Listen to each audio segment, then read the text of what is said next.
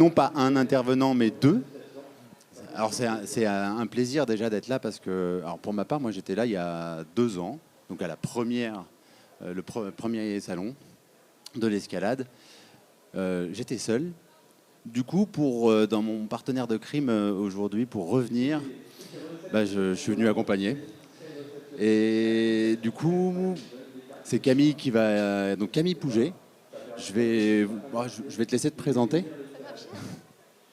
Bonjour à tous, merci beaucoup d'être là pour écouter cette conférence. Donc moi c'est Camille Pouget, je suis une grimpeuse de haut niveau. Je suis membre de l'équipe de France depuis 6 ans maintenant. Et la compétition c'est pas toujours facile, surtout d'un point de vue mental. Donc c'est pour ça que j'ai décidé de travailler avec Jonathan qui est préparateur mental. Donc sur cette conférence, on va associer les éléments de mon parcours aux préparations que j'ai fait avec Jonathan et l'impact que certaines séances ont eu à un moment très précis. Donc ça, ce sera sur une première partie. Et sur une deuxième partie, je pense que ce sera la plus importante, c'est si vous avez des questions sur le mental en compétition. Alors, en compétition particulièrement parce que moi, c'est mon domaine. Mais ça peut s'appliquer dans la vie de tous les jours, même au travail, dans une vie personnelle. Le mental, c'est quelque chose de très, très important. Donc voilà, on va l'aborder un peu sous tous les angles. Et si vous avez des questions, n'hésitez pas. Je crois qu'il y a un micro prévu à cet effet. Donc voilà. Donc effectivement, du coup, moi, je ne suis pas un athlète de haut niveau, mais je suis coach mental d'athlètes de haut niveau depuis maintenant une 12aine d'années. Donc j'interviens auprès de certains jeunes de l'équipe de France d'escalade, même certains moins jeunes, puisque j'ai travaillé aussi avec Mika sur la fin de la préparation des Jeux. J'interviens aussi en judo, en squash. Ça fait une 12aine d'années que j'arpente plusieurs sports, souvent des sports individuels. Mais mon sport de prédilection, c'est l'escalade, puisque j'ai toujours été dans l'escalade. En tant que moniteur ou dans les salles de grimpe, à ouvrir, à traîner avec de la magnésie plein les mains. Et mon job, c'est souvent d'être celui qu'on appelle quand plus rien ne va. Je suis le gars qu'on appelle à la dernière minute. Ouais. Et ça n'a pas loupé avec Camille. Donc on va vous parler un peu de ça. Parce qu'effectivement, souvent, en fait, on pense au mental comme ou un coup de baguette magique ou le truc qu'on va faire à la dernière minute. Et ce qui est intéressant, c'est que notre travail à tous les deux, c'est quelque chose qui a commencé il y a 4 ans et qu'on continue de faire et qu'on continue de se questionner sur quoi améliorer, quoi affiner. Et c'était de ça dont on voulait vous parler. Mais tout ça a commencé il y a un moment, dans une galaxie lointaine. Voilà. Du coup, je vais raconter un peu le contexte, pourquoi j'ai décidé d'appeler un prépa mental, pourquoi ça a été quelque chose d'essentiel à un moment donné.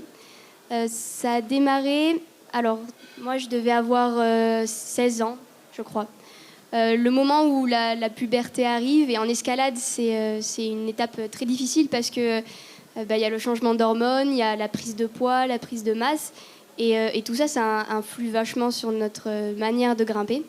Donc moi, ça n'a pas raté. J'ai perdu toutes mes sensations quasiment d'un coup, sachant que j'avais un très très bon niveau. Et en fait, j'ai pris 5 kilos en quelques mois, parce que j'ai démarré en même temps la prépa physique.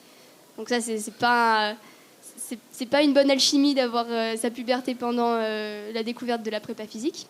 Bien souvent, on est assez fort soi-même pour essayer de réfléchir à ses problèmes et essayer de mettre des mots sur ses problèmes.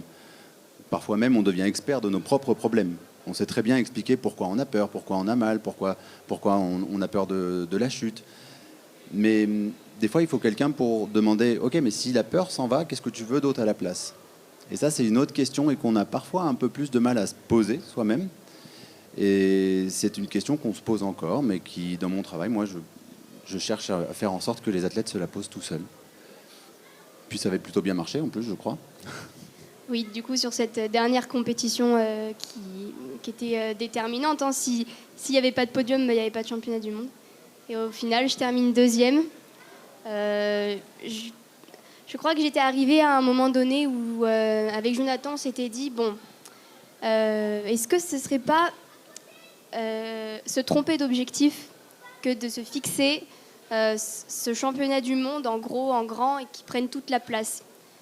Parce qu'en y réfléchissant, en fait, oui, ça m'aurait rendue heureuse. C'est vraiment, je pensais que c'était la seule source de bonheur possible d'atteindre cet objectif. Pour moi, tout allait s'effondrer si ça ne marchait pas. Et en fait, rien qu'en mettant en place quelque chose qui fait qu'on se sent mieux dans son corps, qu'on se dit, bon, allez, au pire, c'est bon, ça, j'y pense plus. C'est juste un objectif, ça veut rien dire. C'est pas des vraies sensations. Alors que dans une voie, quand on se sent bien, quand on va se battre, ça, c'est des vraies sensations. Et en fait, ça procure beaucoup plus de bonheur que juste atteindre un résultat. Et ce jour-là, il m'avait dit, à défaut de trouver de la joie sur juste cet objectif qui est un chiffre, essaie vraiment de trouver du bonheur juste dans la grimpe et dans le combat que tu peux te mettre dans la voie. Et en fait, je suis vraiment partie comme ça, dans la voie décisive qui donne le dernier résultat, en me disant, allez, j'oublie le résultat, c'est qu'un chiffre. Ce que je vais essayer, c'est juste d'aller chercher chaque prise l'une après l'autre, sans penser à autre chose qu'à comment je dois mettre ma main, comment je dois mettre mon pied. Et en fait, ça marche beaucoup mieux du coup. Il y a moins de pression. C'est pas du tout la même pression. Ça peut procurer un peu de pression, mais la pression sur j'ai envie de prendre beaucoup de bonheur. Est-ce que je vais réussir à prendre beaucoup de bonheur? Et à partir de là, j'ai commencé à comprendre que le duo qu'on allait former allait m'apporter bien plus que juste accomplir des résultats. En fait, ça a changé un peu ma vision de l'escalade et de la compétition. Et si c'était à refaire, je le referais sans hésiter, je pense. Et donc, du coup, il y a eu cette compétition-là. Mais depuis, on a eu plein d'autres. Souvent, on se dit, tiens, je vais travailler une fois ou deux ma confiance, par exemple. Et je vais faire appel à un préparateur mental ou à un psy ou n'importe pour bosser ma confiance une fois, ou alors ma peur une fois, ou alors la pression. Sauf qu'on imagine bien à l'entraînement que... Alors moi, je suis aussi éducateur sportif, donc du coup, j'ai une vision de l'entraînement assez vaste. On imagine bien que c'est pas en faisant du guliche une fois que je vais progresser en force. Il va falloir s'y reprendre à plusieurs fois. C'est la même chose par rapport au mental. Et donc, du coup, on a continué à travailler ensemble. Et parmi quelque part les problématiques ou les rouages qu'on a eu à développer, se sont retrouvées les problématiques liées au moment de l'entraînement, là où on était Camille. À un moment donné, il y a un pic de force, et puis ce pic de force-là passe, il faut arriver à mentalement rester fort et pas tout remettre en question lorsque la force est moins bonne, par exemple. Lorsque on passe du bloc à la difficulté, il peut y avoir cette transition entre les deux disciplines qui peut être un peu chamboulante. C'est comment est-ce qu'on arrive à traverser ça. Puis on a travaillé d'autres choses aussi. Vas-y.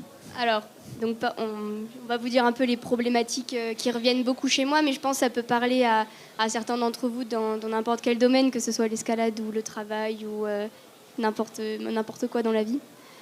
Donc, en tant que compétitrice, moi, mon plus gros point faible, je pense, c'est d'avoir un manque de confiance en moi, un manque de confiance en l'entraînement. Ce moment où on arrive très très près d'une échéance, ou même un examen, ou n'importe, et on se dit, mais est-ce que je suis vraiment prêt? Est-ce que j'ai fait ce qu'il fallait faire? Est-ce que je me suis pas trompée quelque part? Je me sens pas prêt. Je me sens pas prêt. Donc là, allô Jonathan, je me sens pas prête. Qu'est-ce que tu me dis dans ce moment-là pour que ça aille mieux?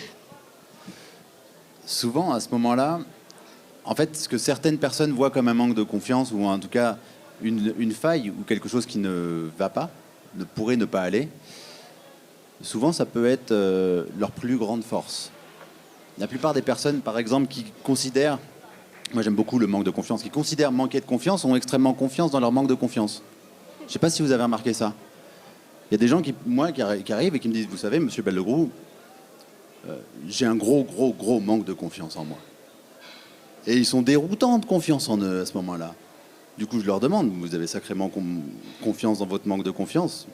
Est-ce que vous avez suffisamment confiance dans votre manque de confiance pour pouvoir en douter? Là, généralement, ça fait des bugs. C'est le côté hypnose. Mais en fait, techniquement, il y a énormément de personnes qui considèrent avoir manqué de confiance en eux, alors que c'est justement parce qu'ils manquent de confiance en eux, ou en tout cas qu'ils se questionnent, qu'ils ont des doutes, que du coup, ils arrivent à remettre en question le pourquoi. Qu'est-ce qu'ils sont en train de faire? À chercher des solutions.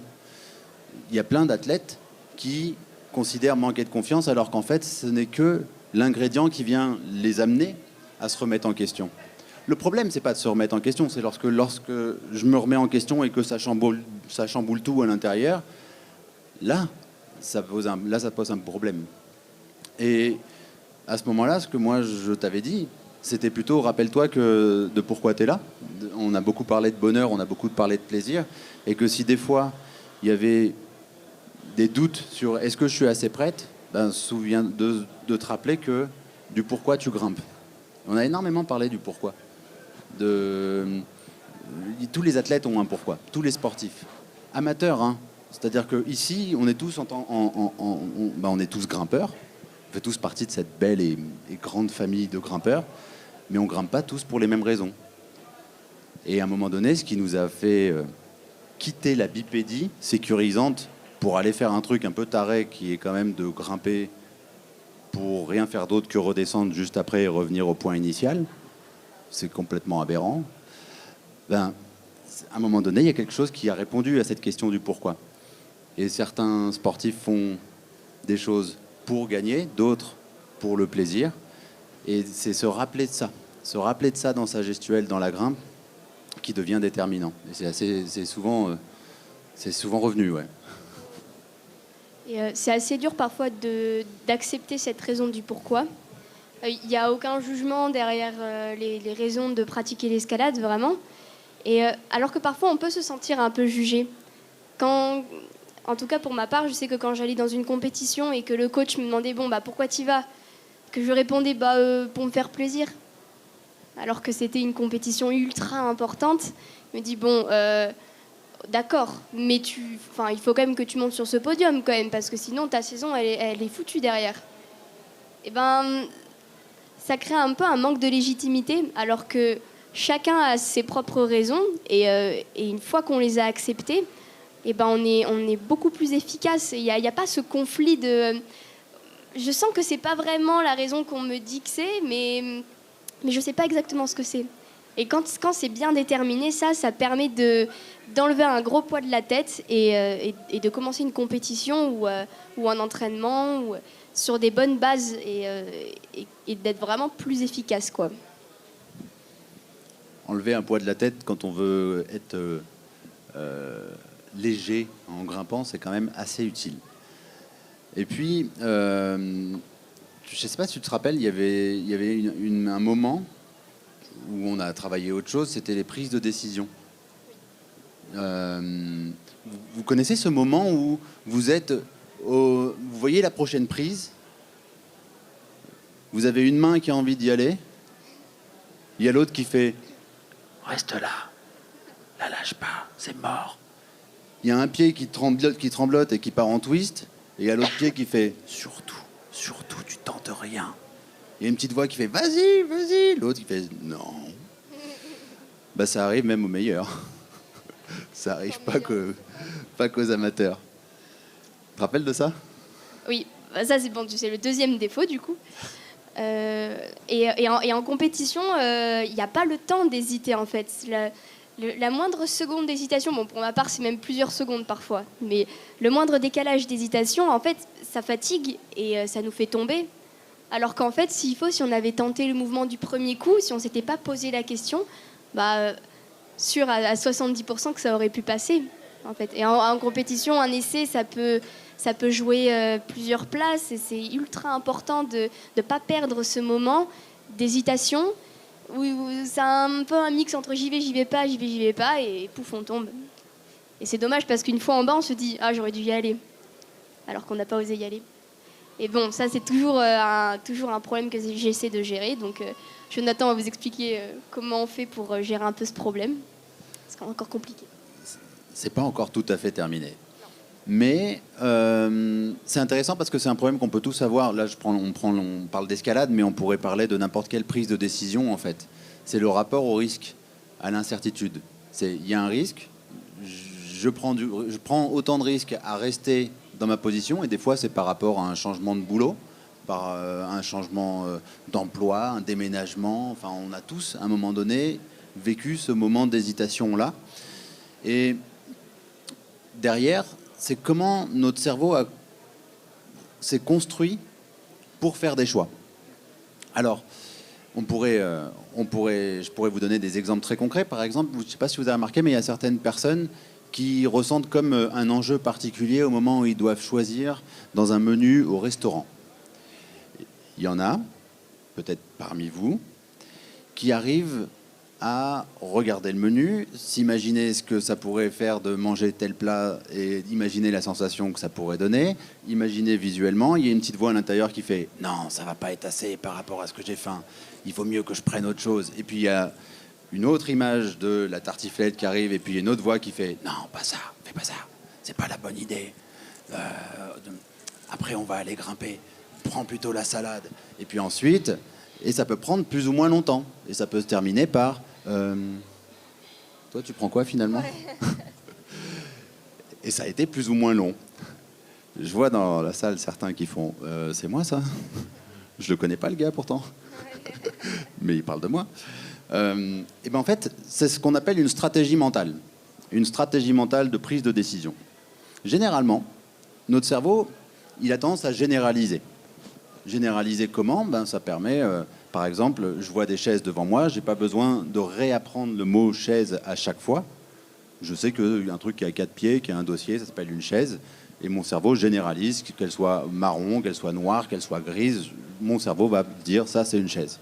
Mais notre cerveau, il fait la même chose par rapport à la plupart des choses qu'on a apprises. Donc j'apprends une stratégie mentale et cette stratégie va se retrouver dans toutes les prises de décision. Le travail, à ce moment-là, c'est de demander, là ça a été demandé à Camille, par quelle étape elle passe mentalement. Alors, ce qui est complexe, c'est des fois, c'est de mettre des mots dessus. C'est pour ça que je suis là. C'est de demander à Camille, ok, mais comment tu fais quand tu hésites? Elle me dit, j'hésite. Et je lui dis, ok.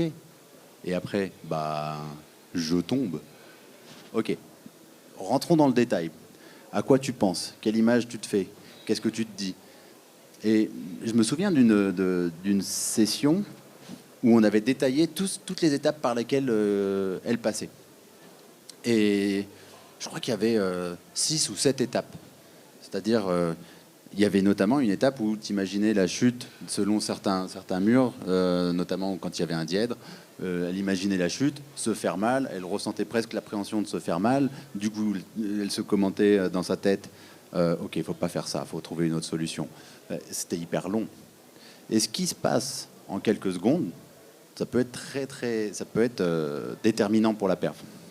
Donc, on avait mis à jour cette stratégie-là, puis on avait commencé, quand je dis on, c'est elle en fait, moi je lui propose des choses, ça marche pas, à raccourcir cette stratégie mentale-là. Non plus avoir 7 étapes, mais en avoir 2 ou 3.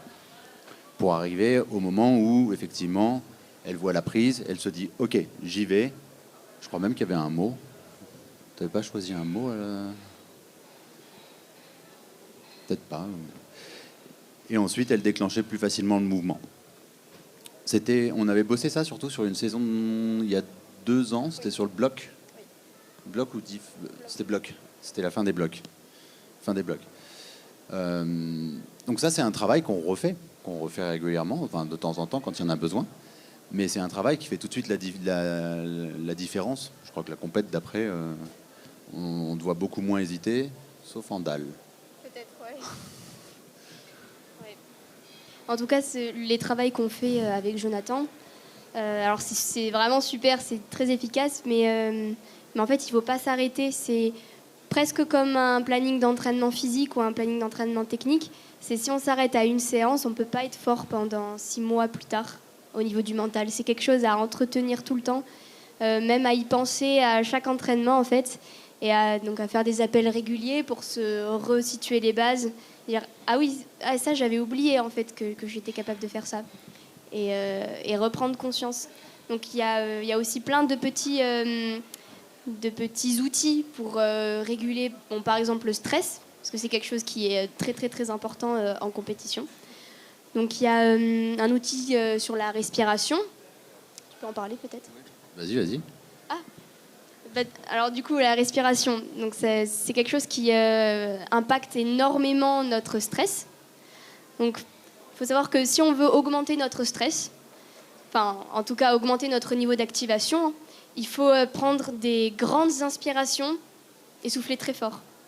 Donc ça c'est une technique pour la respiration. Et à l'inverse, si on veut se calmer, c'est on inspire un grand coup et après on vide petit à petit. C'est comme si on vidait les problèmes en fait. Et c'est plus que mental, c'est vraiment physiologique. Il y a eu des recherches dessus. Donc ça c'est un premier outil qui est vraiment très très intéressant. Après, il y a un deuxième outil, ça c'est pour moi celui qui marche le mieux, c'est le rapport à la musique. En fait, la musique, c'est presque comme du dopage en escalade, même je crois que c'est du dopage en fait. Dans certains sports, c'est interdit, ouais. Sur certaines compètes d'athlétisme, impossible d'avoir de la musique. Parce que dans certains cas, ça peut augmenter à 30% la performance sportive. Donc c'est intéressant à tester pendant les entraînements. Vous verrez ça. On change complètement d'état d'esprit en fait. On peut passer d'un état d'esprit à moi je suis pas très fort, le bloc il est pas très cool, on verra bien. À se mettre notre musique, quelque chose qui nous parle vraiment, et se dire non là en fait j'ai vraiment envie de grimper. Là je sens que je sais à 100% que je vais réussir le bloc. Ça c'est un outil qui est en compétition qui est essentiel je pense. Et qui aide vraiment à mettre en condition. Alors c'est pareil pour réguler le stress, pour le descendre, parce que se mettre des musiques fortes, c'est pour augmenter, mais pour descendre, il y a des musiques calmes qui permettent de calmer le système un peu. Voilà, ça c'est pour la compétition. Il y a certaines choses qu'on fait aussi en compétition, c'est que on se débriefe. On a mis assez vite en place un débriefing quasi systématique, que la compétition se passe bien, autant que lorsqu'elle se passe mal. Hyper intéressant de débriefer même lorsque tout va bien. C'est là généralement où on peut se dire, on est soulagé en disant ok, ça c'est bon, on a eu le résultat, ou en tout cas on a un résultat qui est satisfaisant. Maintenant comment on améliore? Souvent c'est une partie qu'on peut mettre de côté, c'est-à-dire tout s'est bien passé, n'en parlons pas, et on va parler que de ce qui va mal. En fait, ce qui est assez incroyable chez Camille, c'est qu'elle est capable de se demander, quand elle fait bien quelque chose, pourquoi elle l'a fait bien. Et comment est-ce qu'elle l'a fait pour le faire bien, pour le refaire. Et c'est pas quelque chose qu'elle a appris avec notre travail, c'est quelque chose qui était déjà là. C'est sa faculté à se demander, mais quand je fais bien quelque chose, si je devais le refaire, comment je fais. Et ça, c'est une vraie habileté mentale. Souvent, on s'intéresse trop à pourquoi j'ai raté. C'est intéressant de s'intéresser justement à comment j'ai fait pour réussir. Ensuite, on a eu... Alors, il y a un outil qu'on utilise beaucoup, c'est l'hypnose. Alors, il faut savoir quand même qu'entre Camille et moi, il y a plus de 600 kilomètres. C'est vrai, ça, non ? Faut leur dire. Et qu'elle est à Toulouse, je suis à Paris. Et on travaille depuis 4 ans à distance, quoi. On se voit sur les compétitions, on se croise de temps en temps dans les salles d'escalade, mais la plupart du temps, on est en visio ou par téléphone. Et puis, comme elle est aux 4 coins du monde, des fois le Wi-Fi fonctionne pas très bien, donc on n'a même pas l'écran. On a des conversations WhatsApp qui sont coupées. J'ai du stress. Ok, d'accord. Respire. Ça donne ça des fois. Mais bon, ça marche bien. Et donc, un des outils qu'on utilise aussi, c'est l'hypnose. Alors, toi, tu te rappelles la première fois ce que ça t'a fait quand tu t'es dit qu'on allait faire de l'hypnose, ou quand on t'a dit C'était le premier jour, il me semble. Ouais, je crois. Ça m'a fait peur. parce que l'hypnose, pour moi, c'était Mesmer et compagnie, là. Et en fait, c'est hyper puissant. Alors, je pense que ça dépend de chacun. En tout cas, pour moi, ça marche vraiment bien. Et bon, je comprends toujours pas comment il fait, mais c'est un outil hyper puissant qui m'a beaucoup aidé. D'ailleurs, il n'y a pas si longtemps, quand je suis rentrée dans le projet olympique. Enfin, d'ailleurs, c'était pas vraiment ma volonté. On m'a un peu rentrée dans un projet olympique et je savais pas trop si je voulais ou si je voulais pas. Et en fait, qui dit projet olympique dit une grande liste de plein de défauts à noter soi-même et qui représentent des pistes de progression. Donc en fait, on nous demande de noter plein d'endroits où ça va pas, la prise de décision, les coordinations par exemple, peu importe. Et de mettre des objectifs derrière de réussite en disant bon, qu'est-ce qu'il faut que je fasse si je veux aller au JO. Et en fait, ça met une énorme pression. Et après avoir rempli ce document, déjà ça m'a pris une semaine parce que j'avais beaucoup de défauts sur ce document. Une liste comme ça. Ouais. Comme ça. Elle s'arrêtait plus.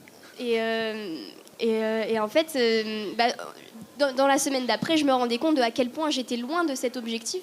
Et je me disais, mais tu te rends compte de ce que tu as mis sur ce papier? Là, tu es à des années-lumière. Jamais tu peux te mettre les Jeux Olympiques dans la tête. Donc c'est là que j'ai appelé Jonathan. Et il m'a fait faire une hypnose que je peux vous partager qui a changé complètement ma façon de penser par rapport aux JO. C'est qu'il m'a dit, bon alors, si tu devais me représenter les JO, tu le représenterais comment? Et bon, les cercles là, les JO. Et ok, bon. Cette image, tu la mets à combien de distance par rapport à toi? 1 mètre à peu près. Bon, d'accord. Et si tu dois t'imaginer la journée de demain, ou la journée d'hier, où est-ce que tu la places? Devant, derrière, sur le côté? Je dis bon, derrière à 3 mètres. Il dit, et la journée de demain? À peu près à 1 mètre devant moi. Il me dit, tu comprends le problème du coup? C'est que les JO, dans ta tête, c'est au même endroit que demain. Donc c'est pour ça que tu te mets autant de pression en fait. Tu vois bien que tu peux pas te fixer les JO pour demain. Déjà, il te manque, t'as encore 3 ans devant toi avant de penser à ça. Et ça te met trop de pression. Du coup, ce qu'il a fait, c'est qu'il m'a dit, bon, alors on va prendre cette image des JO. On va l'éloigner et en même temps l'agrandir pour que tu puisses la voir. Et je veux 3 barrières. Tu les schématises comme tu veux, mais c'est les années qui vont passer avant ces JO. Donc, bon, moi, j'ai mis des montagnes. C'est un exercice qu'on fait les yeux fermés, avec le casque bien isolé. Et à la fin, quand je pensais aux JO, je voyais un énorme drapeau des JO très très loin, avec 3 grandes montagnes. Et à 1 mètre devant moi, il y avait un chemin normal, pas de stress, pas d'événement particulier. Et d'avoir fait ce travail-là, dès le lendemain, dès la semaine d'après, en fait, je me sentais beaucoup mieux, beaucoup plus sereine, plus confiance en moi aussi. Et en me disant, ok, bon, j'ai le temps de progresser. Donc pour l'instant, il ne faut pas penser aux JO. Pour l'instant, il faut juste penser à progresser un peu plus à chaque entraînement. Et plus tard, après, tu verras ce que ça dit. Donc ça, voilà, c'est une des hypnoses qu'on a fait qui m'a le plus marqué et qui a eu le plus d'effet sur moi. Voilà. C'est intéressant parce que dans cet exemple-là dont tu parles, c'est un exemple qu'on pourrait tous avoir, là aussi, grimpeur ou pas, sur la manière dont on se représente quelque chose. C'est-à-dire que la plupart du temps, notre réalité n'est pas vraiment notre réalité. C'est plutôt notre imagination qui crée notre réalité. Si je me fais une montagne de quelque chose qui va avoir lieu dans 10 jours, dans 3 mois ou dans 6 mois, cette montagne-là n'existe nulle part ailleurs que dans notre tête. C'est-à-dire que c'est notre subjectivité qui crée notre réalité, notre manière dont notre mental se représente quelque chose. Sauf que la plupart du temps, notre mental, il ne nous demande pas notre avis. Il ne nous demande pas si cette situation qui va nous arriver, on veut la voir en grand, noir et blanc, en couleur, ou de façon catastrophique, ou alors de façon très rassurante. Ça se fait.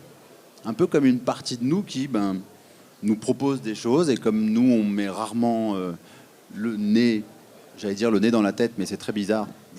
Du coup, c'est plutôt... en tout cas, on va rarement dans ces mécanismes-là, ou alors il nous manque des moyens. Du coup, ça se fait. Et un peu de manière passive, on subit la pression plutôt que de choisir ce qu'on voudrait en faire.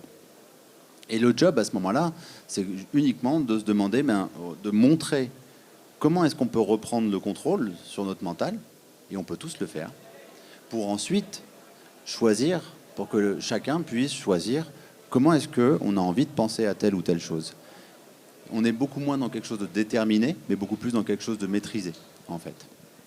Je vois le temps qui passe. Du coup, s'il y a des questions, n'hésitez pas. Hein. Juste pour finir, avant les petites questions-réponses, si je devais conclure le travail qu'on fait avec Jonathan, c'est que, en fait, notre monde, il est là-dedans. Et c'est vraiment nous qui choisissons comment on voit notre monde, comment on voit notre chemin aussi. Et c'est pas quelque chose qui est inaccessible. En fait, on a vraiment le pouvoir sur ça. On a le pouvoir de changer un peu notre perception. Et du coup, ça change nos humeurs, ça change notre tempérament. Et parfois, on peut voir un problème et en fait décider que c'est pas un problème, décider que ça va être quelque chose de chouette auquel on va se préparer. Et une fois qu'on a fait ça, il y a beaucoup de problèmes qui disparaissent en fait. Donc voilà, ça c'est ce que j'ai le plus appris avec Jonathan. Bon, du coup, si vous avez des questions, soit sur la prépa mentale, soit sur la compétition en escalade, vous pouvez nous poser des questions. Sinon, nous, on peut continuer encore un peu. Hein. Ah, une question là-bas.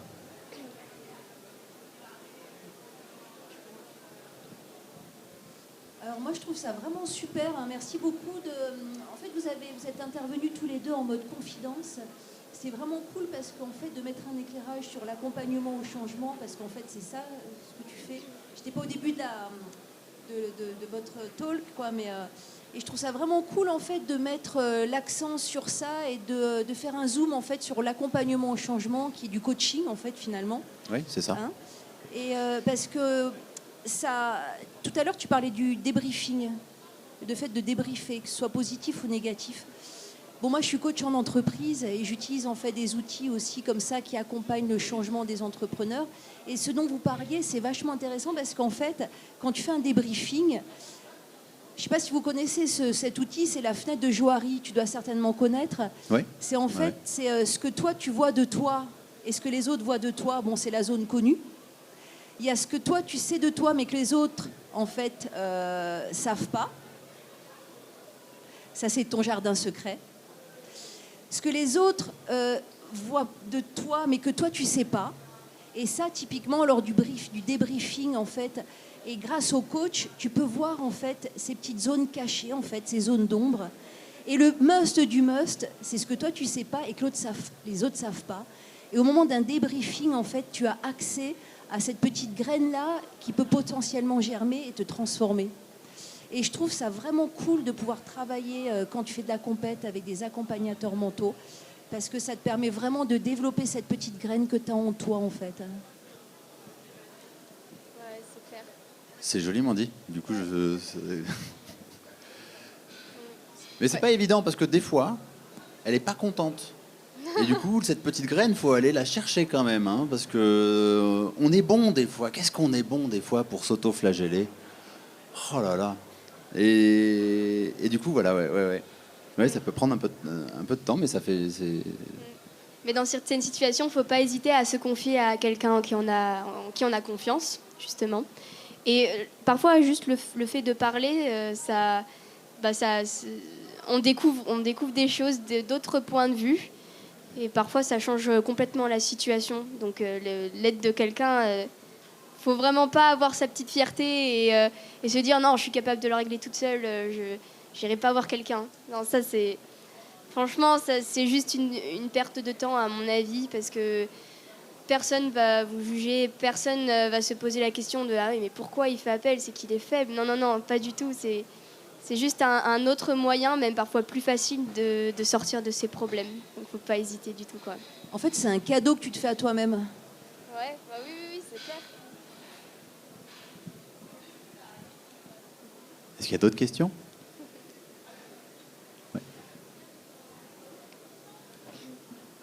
Oui, ok.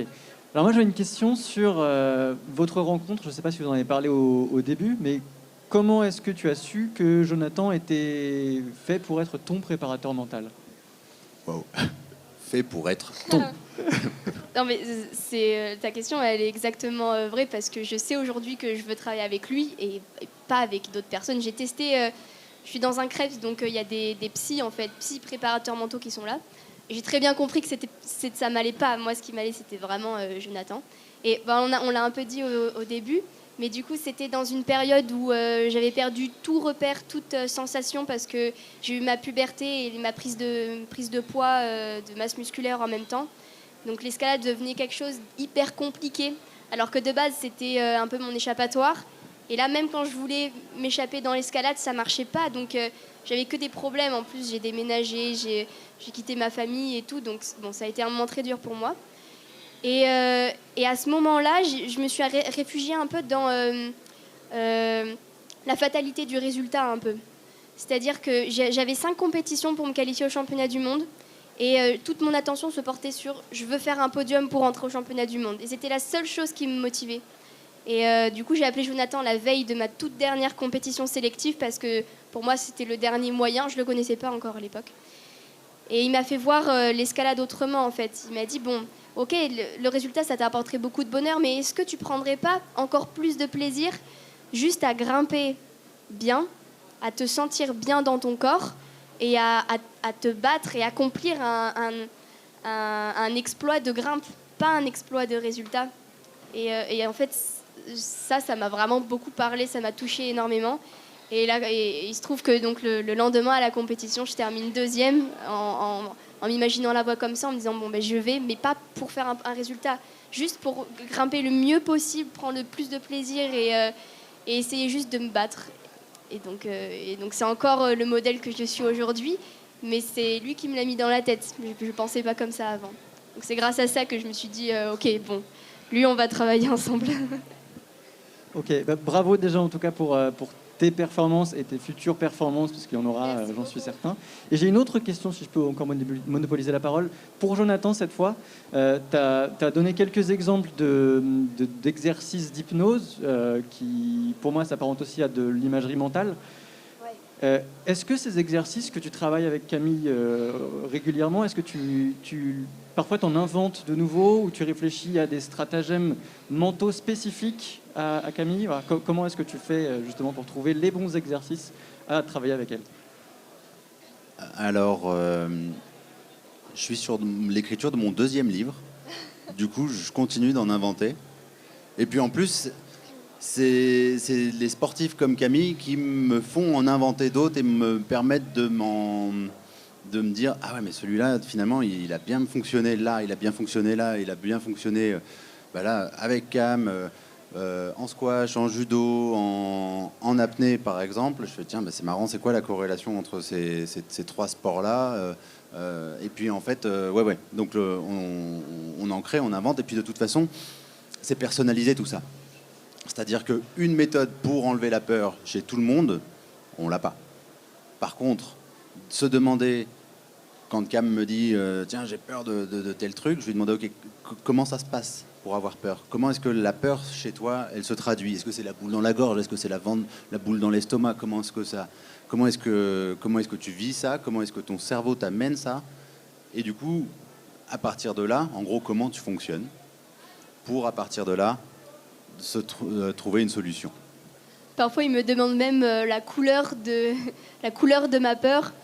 Quel animal représenterait ta peur? J'ai des questions bizarres d'hypno, ouais. Mais effectivement, par rapport à l'hypnose et l'imagerie mentale n'est qu'une petite entrée dans l'état d'hypnose. Mais l'état d'hypnose, c'est marrant parce que ça fait maintenant 12 ans que je travaille là-dessus, que je forme des gens, des médecins, des métiers de la sécurité. Je travaille avec le RAID aussi. Enfin, aujourd'hui, l'hypnose, c'est pas un truc farfelu. On est même dans le sport où il y a sans doute le plus grand nombre de personnes hypnotisées, juste parce qu'on est dans le seul sport littéraire, parce qu'on fait de la lecture de voix. Et qu'au moment où on est en train de lire une voix, on n'est pas là dans nos baskets, on est déjà dans la voix et on imagine les moves et on a déjà les mains qui poissent et qui deviennent moites. En fait, on est déjà en train de faire de l'hypnose. Donc, mais derrière, c'est s'intéresser en fait à comment fonctionne le cerveau, et l'imagerie mentale est une porte d'entrée pour aller un peu plus vers l'hypnose.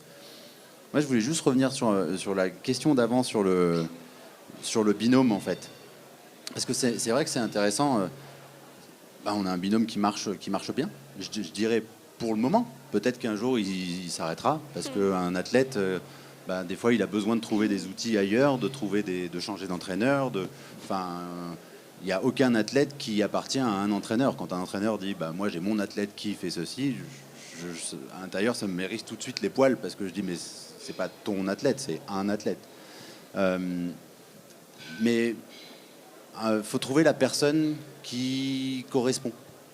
Et dans les deux sens. Moi, il y a des sportifs avec lesquels ça n'a pas accroché. Leur projet me branchait pas. Ils n'avaient pas forcément... Ça ne matchait pas. Mais il y en a d'autres qui ont les yeux qui brillent. Et puis moi, Camille, elle avait, t'avais 16 ans, c'est ça? Puis elle a encore les yeux qui brillent quand elle parle de son projet. Du coup, moi, quand je vois quelqu'un qui a les yeux qui brillent aussi fort que ça, ou les pitchouns qui ont 10, 11, 12 ans, parce que des fois, je travaille avec des vrais pitchouns, je préfère travailler avec ceux-là, des fois. Parce que, justement, leur projet est fort. Et pour moi, il y a une phrase de Saint-Exupéry qui dit... c'est pas Saint-Exupéry, c'est Alice au Pays des Merveilles. Il y a le Chapelier Fou qui dit à Alice tu sais, Alice, la vie n'a aucun sens. Et Alice demande au Chapelier... Mais si la vie n'a aucun sens, qu'est-ce qui nous empêche d'en inventer un? Et je trouve que des gens comme Camille, des sportifs de haut niveau, sont des personnes qui aujourd'hui répondent à cette question-là, à chaque entraînement, à chaque fois qu'ils galèrent à faire une planche, puis ensuite des tractions, puis ensuite des séries, puis des grosses séances de volume, puis qu'ils ont l'impression le soir qu'ils servent à rien, puis le lendemain ils se sentent pousser des ailes. Tous les jours, ils réinventent du sens à leur vie. Et c'est ça que moi j'aime bien accompagner. En tout cas, c'est ça que j'aime bien voir quand derrière ce qu'elle vous exprime là, en fait.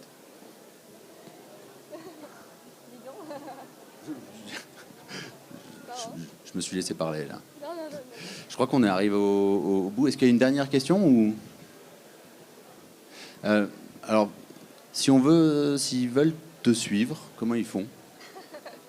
Elle va pas poser la question et elle va pas vous le dire sinon. Je fais ma petite promo du coup. Je lance la promo. Alors du coup, moi si vous voulez me suivre, vous pouvez me suivre sur Instagram. C'est là où je suis la plus active et où je mets toutes mes compètes et tout. Donc mon Instagram c'est PGT je crois, ou Camille PGT.31, un truc comme ça. Mais sinon vous pouvez regarder sur Planète Grimpe. Du coup je suis membre de la team Planète Grimpe, donc je fais pas mal d'écrits en fait sur ce site, sur les compétitions ou sur la falaise ou peu importe. Et il y aura peut-être bientôt un écrit du coup de Jonathan sur son prochain ouvrage, son premier ouvrage très intéressant d'ailleurs si vous voulez le voir. Et elle me fait de la pub. En tout cas, merci beaucoup pour votre attention. Et si vous avez encore d'autres questions pour plus tard, on reste dans le coin et on peut, moi en tout cas ça ne me dérange pas du tout de répondre à vos questions de manière plus individuelle si vous voulez. Voilà. Merci beaucoup.